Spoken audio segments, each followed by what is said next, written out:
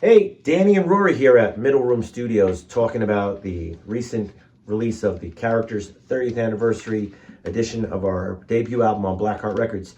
So disc 1 is the album proper with some with remastered with a few bonus tracks on it.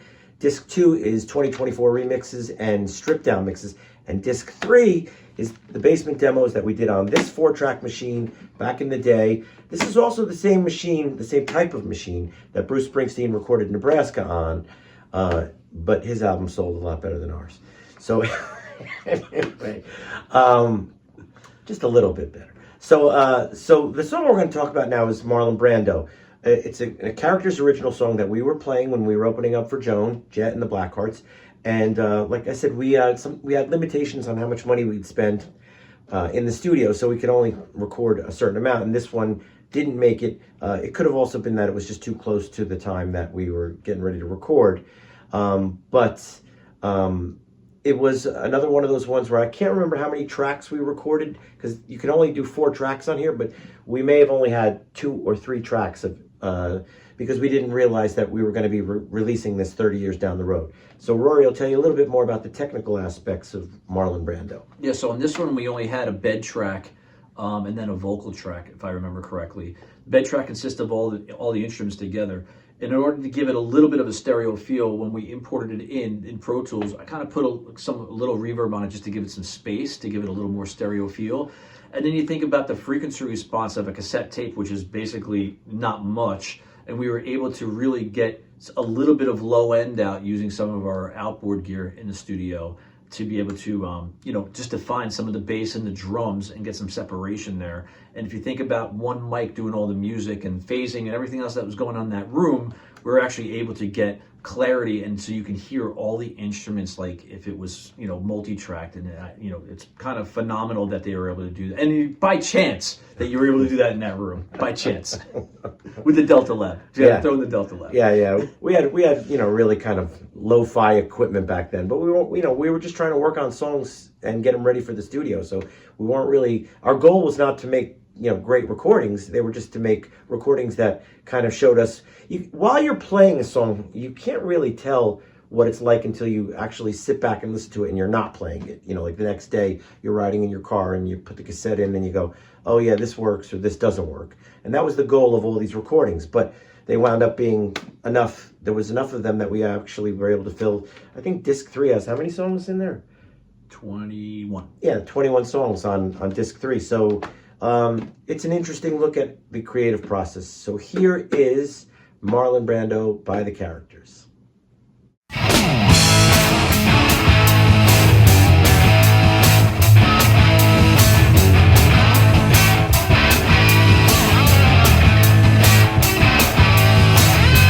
Chip right on my shoulder, getting bigger every day. 'Cause the dreams that I once held so close have been getting stripped away.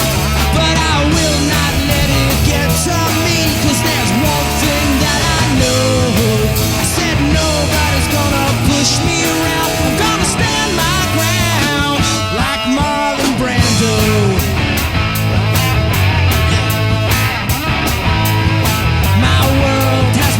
To crumble, my life is in decay.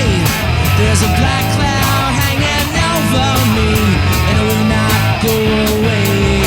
But I will not let it bring me down, 'cause there's one thing that I know. I said nobody's gonna push me around. I'm gonna stand my ground like Marlon Brando.